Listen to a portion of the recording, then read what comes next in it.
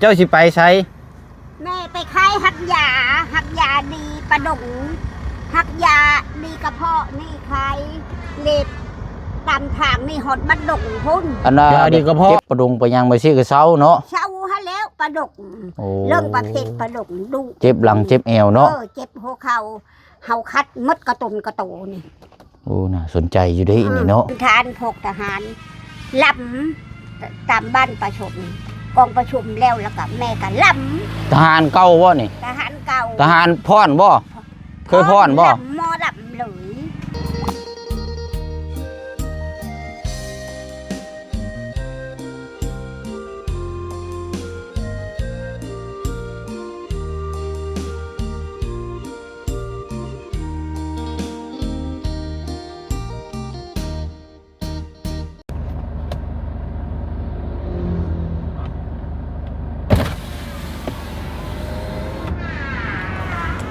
ไปใช้แม่ไปใช้มาพี่ก้อนยีทาไปใช้อะนะมาพี่ก้อนเห็นเราย่างอันนี้พี่น้องเว้ยเจ้าสิไปใช้แม่ไปขายหักยาดีประดงหักยาดีกระเพาะนี่ขายเล็บตามทางนี่หดบัดดงพุ่นยาดีกระเพาะกระเพาะโอ้ยาดีประดงยาดีให้คนเขตเมืองที่โปนเอาเศร้าบ่เช่าหาไม่ของแม่ในละกิจอันนี้แม่ไปขายอยากได้เงินชีลายแดถ้าเขามาชื่อคนมันบ่มีเช่เงินลายหันโอ้โดยเจ็บหลังเจ็บเอวนี่ก็เศร้าอยู่บ่เช่าขักแน่ได้ปิดซ้ำปิดถิ่มเลยเนาะซ้ำปิดแล้วแบบมันมีให้เองมันหันแบบเฮาบ่ฮู้จักเจ็บหันแบบนั้นโดยแบบนั้นคนเมืองหันมันก็คือชักยาได้กินละหายหวักมือเช่าหมาใหม่บ่มีหายกินหายขาดเลยหายขาดโตนี่นั่นคันมันดีละดีไปมูน่าพุ่นหักยาพุ่นเมืองในตังบ่ได้กินต่ออีกสมบ่ได้ต่อแล้วกิน5-6 หม้อมากะดีวักโลแบบต้มมาบ่นี่นะต้มเฮากินน้ำชุกแล้วก็มันอบไอหักยาไอหักไม้นี่ไอน้ำต้มนี่โดยมันอบกระโตเห่าและเช่นเอ็นกับมันยืดเลิศกระแลนต่ำเช่นแนวแบบนั้นได้เจ็บหลังเจ็บแอวเส้นตึงอีเศร้าเนาะโอ้เศร้าจะมาแต่บ้านได้แม่บ้านเพิงบ้านห้วยชาติบ้านเพิงใช้แดนโอ้มาไก่อยู่นี่เนาะย่างมาบ่ขี่รถโดยชาติน่ะมาลงบ้านจักรีย่างแต่บ้านจักรีอยากมาอยู่มาเฮินอันดอกนี่เฮินดอกนี่เด้บ้านอันนี้บ้านสกีนี่บ่เฮินดอกบ้านจักรีนี่แล้วก็ย่างต่ออ้าววันนี้เนาะมาเจอยาดีเจ็บหลังเจ็บเอวมีบ่ในถุงคันบ่มีอยู่มีในถุงนี่อันนี้แหละจะไปให้ดองก็อยากเอาบ่เขาเบิ่งได้บ่ไปนั่งอยู่กระตุกมาได้บ่แม่นี่เจ้าไปนั่งอยู่กระตุกนะเขาสิลงไปเบิ่งมาเขาจะได้อยู่ได้มีอยู่บ่ได้อยู่ในถุงนี่ล่ะเอาไปเดี๋ยวเขาลงไปเบิ่งนี่ไปเบิ่งอยู่ในนั้นก็ได้หันอยู่ใช้นี่เฮินเขาตั้งใหม่นี่ตูบนี่บ่ไปเบิ่งในตูบนี่บ่ไปสาวเจ้ายากไปหันก็ได้เราวางรถเด้อ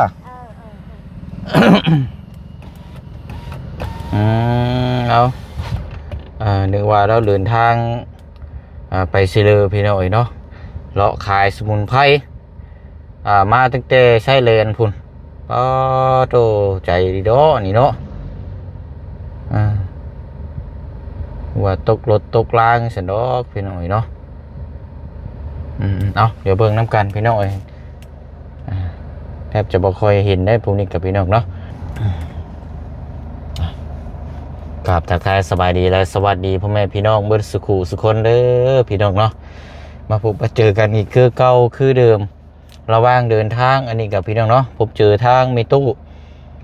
ตามมาตั้งแต่พุ่นแล้วพี่น้องติด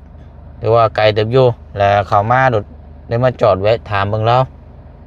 นึกว่าเราตกรถตกล่างพี่น้องเนาะที่แท้เราก็มียาของดีมาขายดีเจ็บหลังเจ็บเอวเนาะ เอาเบิ่งน้ำกันพี่น้องเนาะว่าสิเป็นจังไดเกี่ยวกับสุขภาพร่างกายนี่คนเฮานี่ก็เป็นกันซุมื้ออยู่แล้วเนาะพี่น้องเนาะเจ็บหลังเจ็บแอวกินข้าวกินน้ำบ่แซ่บบ่นัวเนาะต้องเจอตัวนี้พี่น้องเนาะ เอาเดี๋ยวไปเบิ่งน้ำกันอยู่กระตูบมันน้องละน้อยผมพี่น้องเอาพี่น้องเนาะโอ้ใช่นะใช่มีตู้พี่น้องเจ้าคนไหน นี่พี่น้องคอย ผู้นี้บ่ เรา ซื้อหยังอ่ะนะ ฮะบ่ได้ชื่อแล้ว บ่แม่นซื้อหยังเราซื้อหยัง น่ะละมึกยาวัฒนาอายะวัฒนา เป็นพี่น้องกันบ่ พี่น้องนะแอนเอ้ย บ่ล่ะ จัก ฮะบ่ฮู้บ่ พดไม่ฮู้ดอกเด็กน้อยตะคอยนี่ ห่าน ปากดองแล้วคนละลืมเลยหนู ห่านบาทนี้ลงกันละบาทนี่ ลง อย่าเวลาอย่า เออ เจ้าจำชื่อเราได้อยู่บ่ซะ โอชานะ หึ นี่หักยานี่ โอ้ นี่นี่เด้จะว่าแนวใดกินผลเมืองนี่บ่แม่นว่ากินยาแบบช้ำชีบ่แม่นแนวนั้นช้ำชีหันมันไล่มันจะผีกระตุงเฮาผีตับ แม่น ๆ กินยาอะไรกันมันจะแพ้ตับแพ้ไต นี่หักยาผลเมืองนี่เฮาก็หันแหงเฮากินน้ำต้ม แม่นบ่แม่ตู้สิบ่นักกว่าเก่าบ่ กระโตกระเบาเลิศกระแลนตามเช็ดเฮาไม่ได้เจ็บบ่เจ็บเช่นเอ็นเฮายืดแม่เท่านี่กินหลายปีแล้วนี่ โอ้โดยเอาละอาจับอันนี้ให้บ่เชือกนี่เพิ่นถามนั่นก่อนซะโอ้เนาะ นี่ดีกระเพาะนี่เบาท้องคาลำบ่ให้กินแต่ตนอันยาดีประดงบ่ให้กินแต่อึ้งประเภท อึ่งกบหยังใช่บ่ อึ้งหัดเด้ อึ่งเผานี่บ่ เท้าประเภทกระดูกอ่อนกินแล้วมันกระพิษอึ้งหันอันนี้ยาดีกระเพาะนี่บ่ให้กินแต่หน่อไม้ชมเบาท้องเท่านั้นขลับบ่ได้ขลับหลายนี่ โอ้เป็นมัดคักดีเนาะนี่เนาะ เป็นนัดลีอยู่นั่นหลายคนอยู่เอาประเภทกระเพาะนี่แล้วก็ปลาดงนี่โอ้ยหลายคนเขตบ้านดงเมืองเชโปนนี่ผู้ไปชื่อก็ไปชื่อฮอดเฮินแม่ผู้ อันแม่นั่นอยู่บ้านได้เกาะ บ้านเพิง บ้านเพือง ใช้แดน อยู่บ้านเพืองนี่บ่ ใช้บ้านเพิงนี่แหล้วใช้แดนเราเวก แม่ยังเกาะ แม่อีติ้งแม่นางติ้ง แม่นางติงในตู้นั้นฮู้จักเราเลยบ่ฮู้อยู่เนาะ โอ้แล้วน้องตึกเก่า แม่นางติงลูกเจ้าเป็นผู้หญิงชื่อติงซั่นบ่บ่แม่นผู้ชายบ่ บ่แม่นผู้หญิง เป็นผู้หญิงเนาะ ลูก อ๋อก กลูกเขา แสดงว่าเจ้านี่เป็นแพทย์ยาพื้นเมืองอันนี้เนาะ แม่นล่ะ โอ้เจ้าเป็นมาเฮ็ดไปสิแต่จักปีแล้วแม่ โอ้ย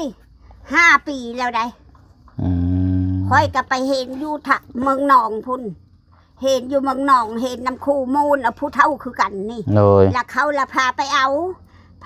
ว่าคันเจ้าอยากได้เงินแล้วเจ้าไปเอานำพกค่อยเด้อเขาบอกไปเอาอย่าหักยาดีประดงล่ะพกค่อยสิบอกให้แล้วเขาก็เอาแล้วค่อยก็ไปเอาค่อยเอาขายเขานั่นเอาให้ให้น้องอยู่เมืองหนองหันแนวนั้นแล้วน้องเขาก็ดีหลายคนดี กินแล้วก็เศร้าหายขาดได้บ่ดีไปมูหน้า บ่ได้อันน่ะแบบเจ็บประดงไปยังไปสิก็เศร้าเนาะ เศร้าฮะแล้วประดกเรื่องประเภทประดกดู เจ็บหลังเจ็บแอวเนาะ เจ็บหัวเข่าเฮาคัดมดกระตุนกระโตนี่ โอ้น่าสนใจอยู่เด้นี่เนาะ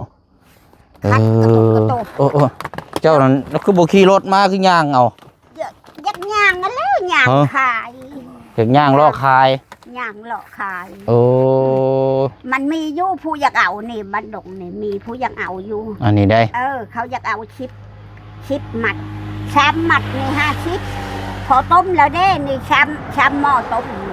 ชามมัดนี่ชามหม้อต้มนี่พอกินแล้วเด้แม่ขายกะก็ได้แพงเด้อชามมัดนี่50 อันนี้นั่นดีกระเพาะว่าตัวนี้นะ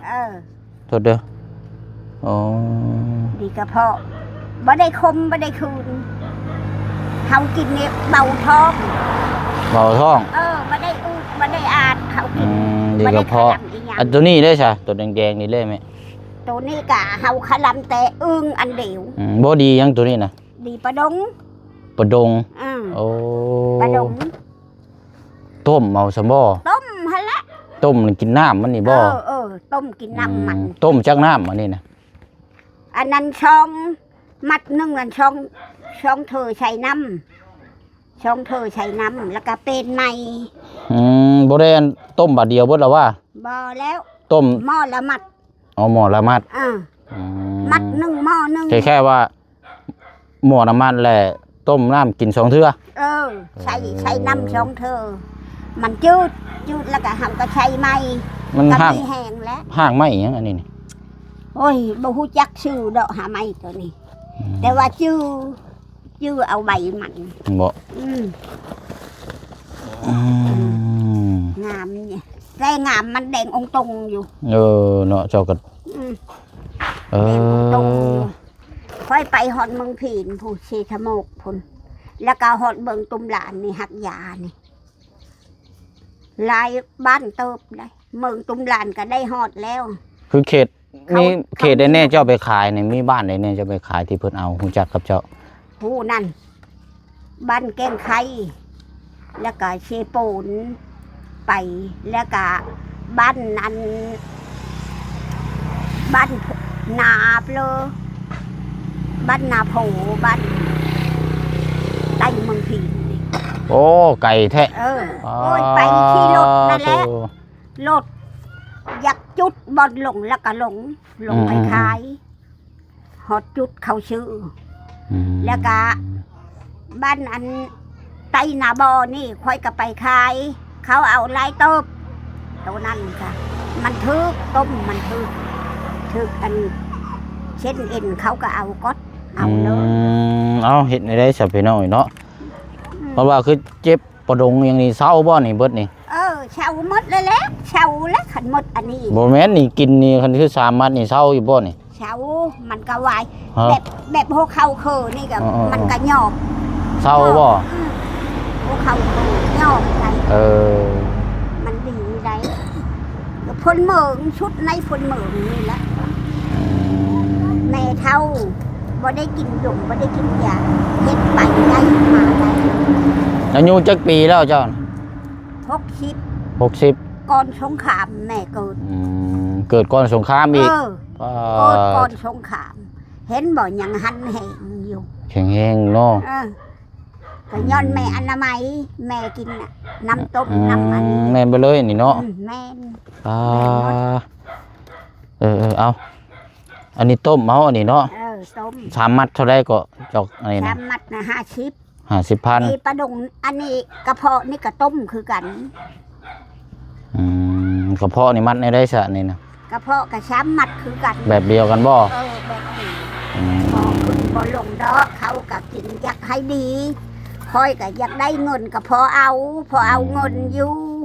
เขาก็ให้เขาดีจังว่าเอา3 มัดนะ50นะคันว่ามันดีมันเศร้านี่บูดได้คนสิมาชื่อน้ำเจ้านะไกลว่าดี 7-8 มื้อจังเห็นผลแนวนั้นได้แต่ว่ากินนี่มันสู้กับพยาธินี่สู้กับลูกกับเอ็นกินนี่ผักตะกบมันคัดเสียก่อนคัดโปดเสียก่อนยาจากนั้นมันหายเองบ่ให้ปลาคัดกะยาแนวได้กะยาบ่ให้ปลากินน้ำเฮาบ่ให้ปลากินแรกๆนี่มันสิปวดซั่นบ่มันโปดผู้โปดก็โปดผู้บ่โปดก็ได้มันดีคือกันหมด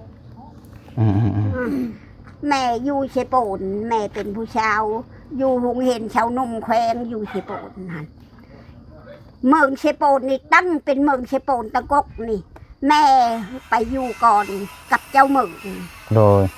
ไปอยู่ช่างชายเมืองเชโปนคันว่าแม่ยัง อยู่การปฏิวัติคุมือนี่ปันได้แม่ยังเอาดินอยู่ในขี้ปูนหันไปเฮ็ดไห้เด้อยู่กับขี้กังเฮ็ดไห้ เป็นให้ อ้าวอยู่เขตเมืองขี้ปูน เอ หัน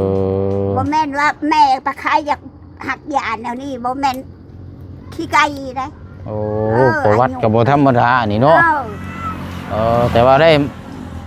มาขายยาบัดนี้เนาะ มันออกประชนแล้วล่ะทุกยากปากมอง ออกเด้บ่มีอีหยังจะขายหักยาอีกกะยาบ่ได้มีขยะขยานเขานี่ก็ได้ โดย ช่วยช่วยน้อง เอาตัวนี้แล้วเฮาสนใจตัวนี้ได้อนี่เดี๋ยวเฮาสิขอคำแนะนำเมื่อแล้วบ่ได้ล้างบ่ได้หยังบ่ ล้างคือกัน ล้างน้ำบ่ ล้างแม่ล้างแล้วกะ แม่คายแม่ตากยันขี้พุ่นขี้หำใส่ก็แม่ไม่ได้ล้าง ล่างอีก ล้างอีกทีนึงเนาะ เออ ล้างเลยต้มมัดหนึงต่อหมอเนาะ เออ โอ้ยังก็สรรพคุณยังก็ดีเจ็บประดงครับบ่ ปลาดง อันพวกแอวพวกหยังนี่ก็เศร้า พว บ่ แอวพวกหัวเข่า เออ พวกหมึดเป็นหมึดทึก เป็นมึนแขนขามึนใช่บ่ เขาไหนไอ้ตัวอาบ แม่นบ่มีตู้เศร้าบ่เศร้าอยู่ พ่อ บ่ ไม่ได้กินไม่ได้เงินนะคือจะกินเพื่อยังไม่ได้เงิน มันเจ้าแข็งแรงอยู่เนาะคือว่าแหละ เจ็บไม่ได้ไปใช้เจ็บเขาเจ็ แข็ บ งแรงอยู่ มันจะได้ไม่ได้เงิน อืม แล้วบังชื่อ เบิ่งชื่อ เอาเฮาซอย3มัดเด้อมีตู้เด้อคันว่ามันดีมันเศร้านั่นบ่ยากดอกเฮาสิบุกฮอดเฮือนเจ้าดอก ชาทุ เออ เพื่อได้ชมความเว้าลูก คันว่ามันเศร้าดีดอได้ บ่ยากดอกเฮาสิตามฮอดเฮือนเจ้าดอก ตามมานี่ได้เฮ็ดเฮินให้อยู่ได้บ่ฉัน เอ้าเฮือนบ่มีบ่ อ้าวมีพอได้อยู่นำลูกเขาแหละมีบัดลูกอันนั้นก็บ่มีคือกันได้ลูกผู้หนึ่งบ่มีเฮินอยู่ เฮ็ดนี่ได้บาดนี้เจ้าอยู่นำไผซะ อยู่นำลูก ห่าน แต่ว่าพอได้อยู่นำลูกเนาะกินอยู่กินนำลูก ก็อยู่นำลูกเต้าหั่นแหละเฮ็ดนี่ได้ซะ บัดนี้แหละ แม่ แม่ ได้ ก็ ลูก ชายลูกหญิงหั่นแหละ อืม ก็เขาก็ลูกก็หาเงินบ่ได้คือกันเชอะไปหาเองอยากได้เงินใช้ทงเอง แล้วก็ช้ำบ่ายอยากกินยังแหละเอาออกเงินใช้ทงแต่ทงเองแล้วก็ชื่อกิน นั่นแม่ไป ดีแล้วเนาะ เอาเอาเบิ่งก่อน แม่นั่นบ่แม่นธรรมดาได้เขตเชโบนดังได้ดัง แต่ว่าไปนำทหารอยู่เมืองเชโมยไปลงพื้นฐานพกทหารลำตามบ้านประชุมกองประชุมแล้วก็แม่ก็ล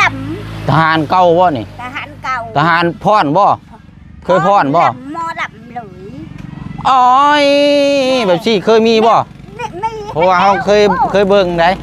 เจ้าห้องได้บ่ห้องเพลงได้บ่แบบยวกแบบ โอ้ยเรียบร้อย เคาะนะแป้งแป้งแป้งแบบสมัยยุคแตะก่อนนะแบบนั้นบ่ แนวนั่นล่ะ ล่างบัง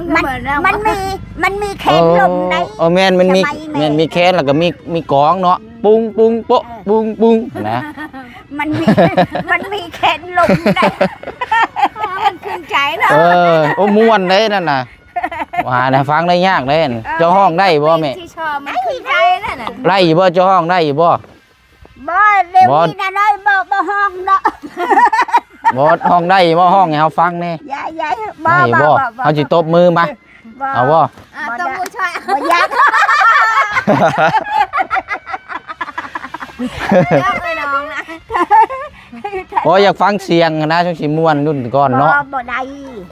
ลืมแล้วบ่มีคำก่อนแบบห้องอยู่บ่แพ่ มันบ่ได้แล้วคู่มือนี่ เอาเป็นนี่ได้จังสิได้แท้ บ่ได้แล้วมันเท่าลูกก็ได้เล่นก็มีแล้ว เอา มั มัน บ่ได้ละ บ่ได้แล้วเจ้าตัวนี่น่ะบ่ได้นี่ โอ้ยชิโตอี บ่นี่เจ้าตัวนี่คันตัวเจ้าห้องเพลงมาแม่เอาได้แม่เอา แม่เท่าชับนี่ละขี้โตอีเพราะอย่าง เท่าตัวใดก็ตัวคือเก่าแล้วกับคนสิตัวบ่เกี่ยวแล้ว อยากกระเพาะเอาช่อยได้กว่านี่ บ่เอาแต่ตัวนี้แหละ ให้มันได้แสนหนึ่งนี่ ห้องเพลงให้เฮาฟังนี่กว่าใช่มั้ยเฮาสิซอยมาเอาบ่มาห้องเพลงเก่าเด้อเฮาสิตบมือเด้อ บ่ เนาะ บ่ห้องนะโอ้ยหลักอายได้ อยากหายยังอยู่นํกัน2-3คนนึงนี่น่ะ หลัก อาย อายในใช้คนเยอะแยะสิอายเฮ็ดหยัง มึงนึงนอนนึก โน่เอานะแม่ตู้มาจักบาทมา บ้า เฮาสิชื่อซอยนี่มาเอาตัวนี้นี่มา ชินจังรางวัลเอาหักยาเพิ่นให้ลำ เอาอยากม่วนเด้เฮ็ดนี่ได้ซะเนาะม่วนชื่นเนาะ ให้ลำมนต์ก็มนต์ล่ะมนต์เวลายามบุญชะแม่น ฝนตกบ่นี่ไป ให้มนต์ก่อน คันสิเว้าก็เป็นชาวทหารเก่า และไปตามปฏิบัติการไปเรื่อยๆแหละเป็นอันนี้น้ำเนาะห้องเพลงห้องหยังเป็นแพทย์หมอน้ำบ่ แพทย์หมอพร้อม เออ ว่าให้เอาเช่นหนึ่งหักยาดีกับ บ่แล้วเจ้าบ่ห้องเพลงให้ฟัง อันนี้แหละโดยบ่ชัดชื่อ บ่ชัดชื่อเด้อเห็นนี่ได้แก่คนเฮามันก็ต้องอยากฟังอีกม่วนแล้วเนาะเห็นนี่ได้ มนต์ก็ คือได้มันมีเงิน อันเฮาซอย50,000มีตู้เอา ให้ มันหายดีหายเศร้าแท้นี่เนาะโอ้ โอ้ ยเอาดีๆมีแฮงคันว่าเศร้าแท้กะ เช่าอีลีบ่ได้ขี้โตคันว่าบ่เช่าแม่บ่ได้ไปขายดอก บ่แม่นคันว่าเศร้าเลยดอกนี่พี่น้องเพิ่นเบิ่งอยู่นี่เบิดดอกนี่ นะ เจ้าใบเลยนี่ดีกับยกจากดีกับพ่อดีเจ็บหลังเจ็บแม่เรามีอย่างแน่แม่ ก็ เกี่ยวกับ ดีนิ้วมาไขลังกะ โอ้มีคือกันบ่ หินกับเปยนิ้วมาไขลังประเภทนิ้วมาไขลังเปยก้อนหินกับเปย โดย ออก มันกำลังเป็นนิ่วเป็นหยังเนาะเศร้าเนาะ เช่าหมด โอเคซะพี่น้องเนาะเจ้าสิไปใช้ต่อบัดนี้นะ นี่แหละมาหุ่นดองนี่เลย ผู้นี้บ่ หุ่นดอง ยับขึ้นไปอีกเนาะ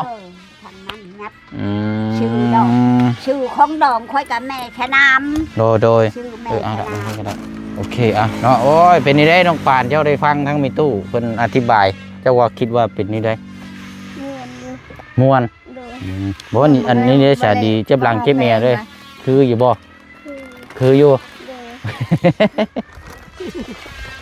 โอ้ย โอ้ยบอกให้ห้องเพลงให้ฟังก็บ่ฟังเนาะพอได้ม่วนแน่นี่ ว้าวเพลออย่าห้องละห้องลง โอ้ยเนาะจัดแล้วนี่เอา3มัดซอยมีตู้เอามือล่างหรือต้มเนาะ ขอบมุกขอบใจหลายๆ เอาเดี๋ยวสิมือลองเบิ่ง หัดกับขิง กันว่าเซาพี่น้อง ให้ยาให้เฉาขนาดโลขาย าพื้นเมืองอันนี้เนาะเป็นยาพื้นเมืองก็คือว่าแล้วมันก็บ่แพ้ตับแพ้ไตเนาะเอากินแบบธรรมชาติเอาไว้ในรถก่อนใช่บ่แพ้บ่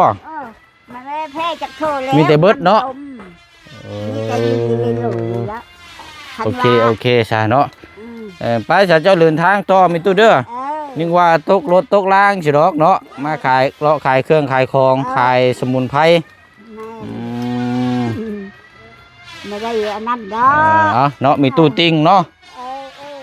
มีตู้ติ่งมาแต่บ้านเพื่องพี่น้องเอ้ยมาแต่ทางพุ่นละชายแดนนี่แหละเนาะ ชายแดนนี่แล้วชายแดนลาวเวียดนามนี่ โดย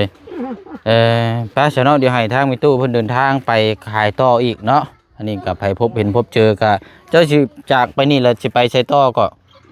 ไม่ไป ไปหาเซี่ยวอยู่นี้ เชี่ยวอยู่ แล้วสิไปใช้ต่ออีก บ่ได้ไปอีกอย่ากลับมือหมด โอ้มานี่แล้วก็กลับเมื่อ มานี่แล้วก็กลับมือ โอเคเอาเนาะไปกันแหละพี่น้องเนาะก็ทำนั่นแหละพี่น้องเดี๋ยวเมื่อลองเบิ่งก่อนเนาะสำหรับทางยาพื้นเมืองของทางมีตู้ติ่งว่ามันสิจังใดเนาะบ่เสียงก็บ่เคยต้มกินดอกพวกแบบนี้กับพี่น้องเนาะว่ามันหายดีหายเศร้าก็แน่นอนพี่น้องเนาะจังใดก็ฝากพ่อแม่พี่น้องพี่น้องติดตามเบิ่งนํกันเนาะสำหรับทางยาหักไม้ยาพื้นเมืองนี่แหละพี่น้องเนาะ